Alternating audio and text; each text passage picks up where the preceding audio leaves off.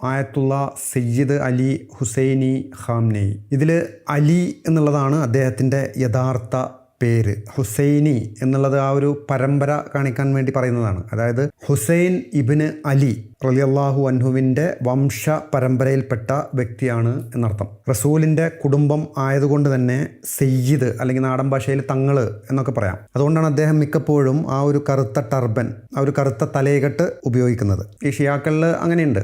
അവരുടെ ആലിമീങ്ങൾ അവർ സയ്യിദ് കുടുംബത്തിൽപ്പെട്ട ആളുകളാണെങ്കിൽ അവരുടെ ടർബൻ അതിന് കറുത്ത കളറായിരിക്കും.